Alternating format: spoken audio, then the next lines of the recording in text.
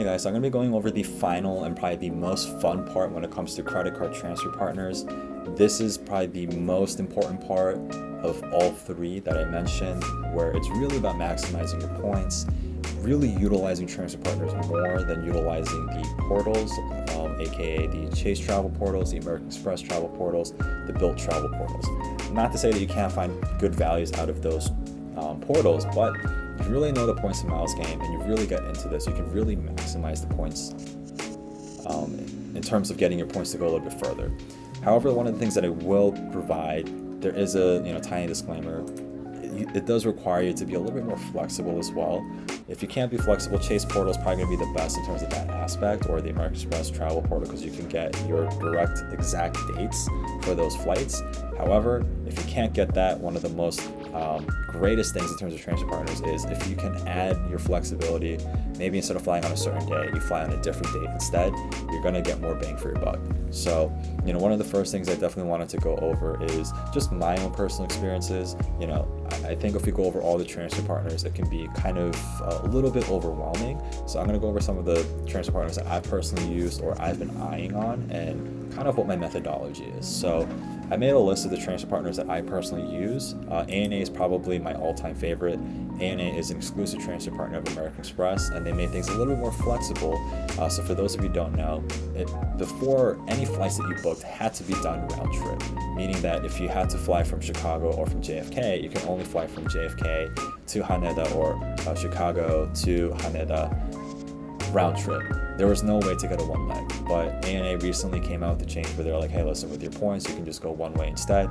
So that makes things a lot more flexible for me. So if I wanted to fly directly to Japan, I can fly to Japan, or maybe I can just fly out of Japan coming back, right? Instead of having to opt my entire trip, basically just stuck in Japan. So it's more about adding flexibility to your portfolio in terms of your credit card transfer game. Virgin Atlantic is probably another great one as well. You can fly a lot to Europe as well. I will say this, maybe it's because of the international limits. Anything, let's say you think London Heathrow, Spain, like wherever it is you want to go internationally, they're usually associated with a lot of taxes and fees. However, they're part of the Sky team, so they have Delta as part of the Virgin Atlantic point system. So if you fly a Delta operated flight in the US, taxes and fees are going to be very minimal. So still a very good transfer partner to have. Just be very cautious. If you're fee cautious, it may not be the best transfer partner, especially if you're like flying to Europe, but domestically it's still a very good transfer partner to take advantage of. The other one is Aeroplan Air Canada. They're part of the Star Alliance. They have United as part of their network, so any domestic-based flights in the US, United is probably the strongest operator and part of their platform. They have TAP Portugal as well, which is also part of the Star Alliance. If you want to fly to Europe, it's another great transfer partner. You do expend a little bit more points in comparison to Virgin Atlantic. However, the taxes and fees are very minimal, so the trade-off is, in my opinion, a lot better. Plus, there's generally a lot more availability with those kinds of flights in comparison to Virgin. It's not to say that Virgin Atlantic is not always available, but in terms of the flights that I specifically try to look for, it has been a little bit harder in comparison to the Air Canada plan. Qatar Airways is part of both Amex and Bilt. I haven't personally been able to use it. They have Delta operated flights as part of their platform as well. I haven't really done any more research besides that, but it is something that's on my eyes as well. Qantas is another good one as well. They're part of the One World team, so they're part of basically the Avios. So I think British Airways, Japan Airlines, also American Airlines as well. Those are part of the Qantas list as well. I haven't been able to personally use it, but been seeing good redemption values for the points. Japan Airlines, this is a new one that they added. It's kind of like ANA. It's really difficult to book, but it is available. You can find one-way legs through the Japan Airlines platform. Bilt is currently the only US-based credit card that can transfer directly to Japan Airlines. Correct me if I'm wrong, but that's at least in terms of the resource that I know. Atmos is also a only transfer partner of Bilt. The only way to get Atmos rewards is if you get the Atmos rewards credit card. So this is also an exclusive transfer partner through the Bilt network. What makes this great is that this is a merger of Hawaiian and Alaska Airlines. So if you fly anywhere there, they're also part of, I believe, the One World Alliance. If they aren't, they do operate a lot of American Airlines flights through the Atmos points system. So you can fly domestically a lot with Atmos as well. Once again, only downside is that they're exclusively with Bilt. So if you have more of your points with Chase and American Express, it can be tough, but still a valuable transfer partner as part of Bilt. So there's all these other transfer partners that I can kind of go over as well, but essentially it's really about kind of breaking down in terms of what was important for me. The only other transfer partners that I'll really just go over briefly, the hotels. Marriott, simply put, one of the best benefits about it is that they're part of all three credit cards that are listed here. Hyatt is exclusively with Chase and Bilt, and IHG is exclusively with Chase and Bilt. So I'm going to go over some of the things that I use. I use a platform called seats.aero. This is essentially where I look for my flights. So let's just say, for example, you're flying from New York to Dallas. It says Alaska here, but essentially it's Atmos points.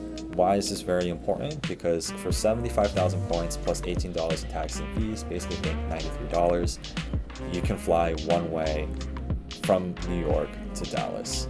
Whereas in terms of today's cost, that flight is probably going to cost you at least $376. So in terms of evaluation standpoint, you're getting almost triple the value of your points. Actually, more than triple the value of your points. So this is really about why your points go a lot farther, is about really maximizing points in miles gained, because you can truly push the valuation of your points if you know how to utilize it. Now, let's say you don't have Bilt, right? As mentioned, Bilt is exclusively with the Atmos network. What you can do is, if you use seats.aero, you can separate it, so you can particularly select airline partners that you're a part of. So let's say you have the American Express. Air Canada is part of that list. All right, let's look here. You can find flights for $15,000. As mentioned, they're part of the Star Alliance.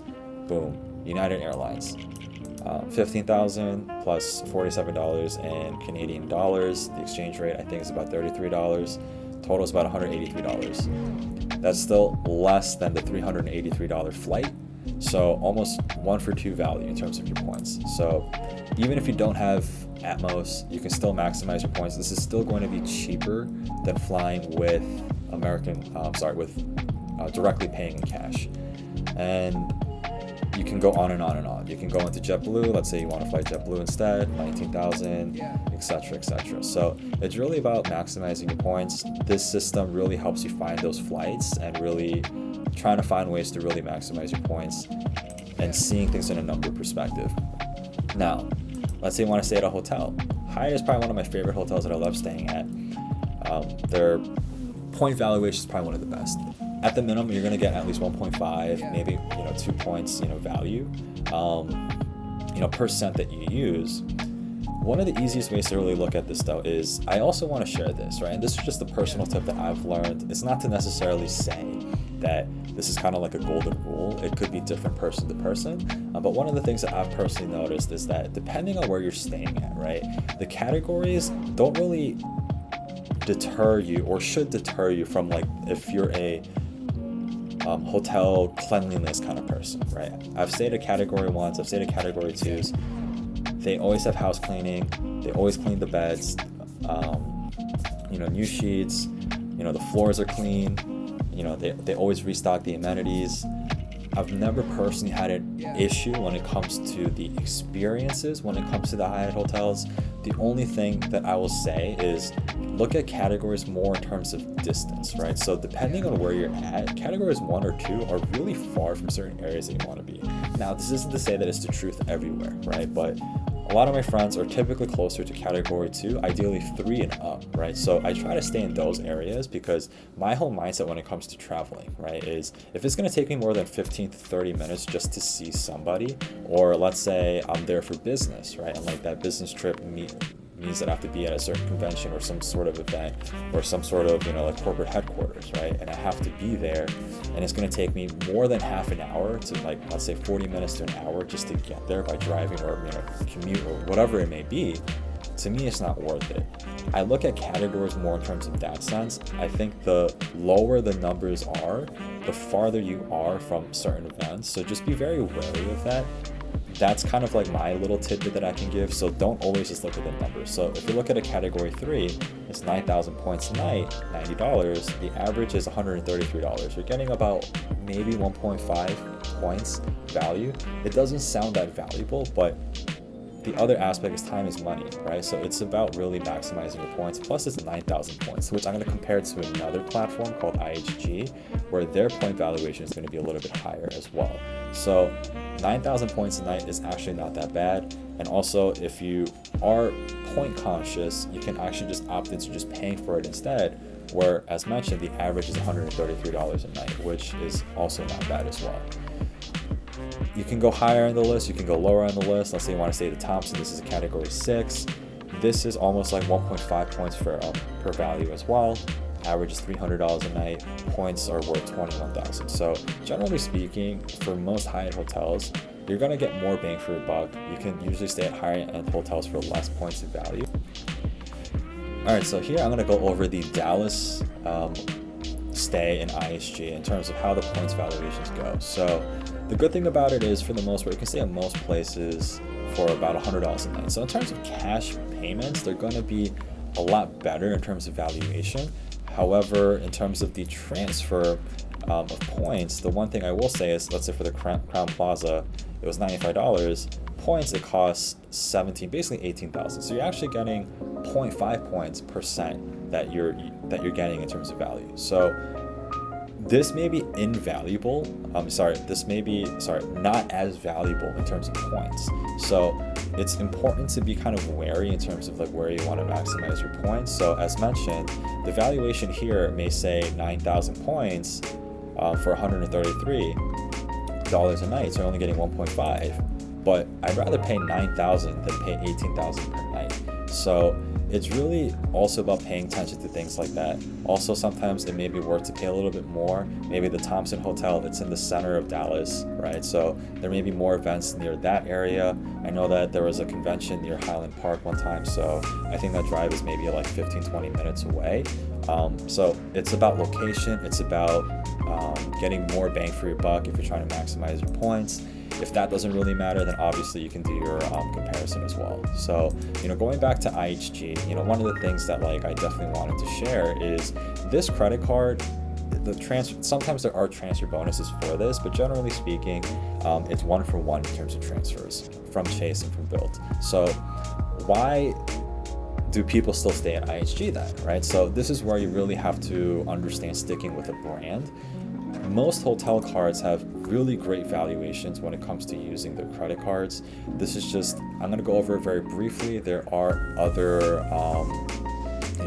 this is going to take a little bit longer, but just to briefly go over it, why this is more valuable is because the points that you get for it is significantly higher than what you would get in terms of your Chase Sapphire or your Amex portal. So if you see here, you get 26x back.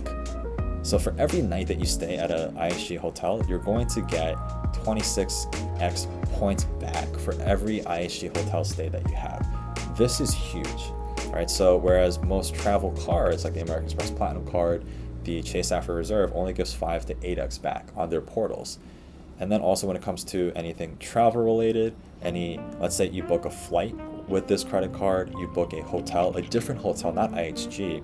Let's say you pay for gas, you commute a lot, you go for restaurants, you're gonna earn 5x back on all these categories, and you earn 3x. Whereas the standard category for mostly it's just dining, right? Dining is you get at most 4x, the average is 3, and then travel is gonna be 5x depending on most cards. So that's the only comparable point. However, getting gas stations is another addition, and then the final point is you get 3x back on all other purchases, where most other credit card standards just 1x back. So it's more about loyalty. If you really love staying at IHG hotels, this credit card can really ramp up points and really maximize your flexibility with using the IHG hotel program. However, if you don't really utilize this and you're more of a 1-for-1 value kind of person, definitely sticking with a Chase Sapphire Reserve, the Bilt, or the American Express is going to be of more value. So anyways, I hope that helps. You know, it's more about sharing the ideas and the decision-making processes that I personally make. It's not to discourage you guys from how you guys use your cards. It's more about kind of sharing a different perspective, and hopefully this helps you guys in terms of how you guys can really maximize your points. So anyways, hope that helps. Bye.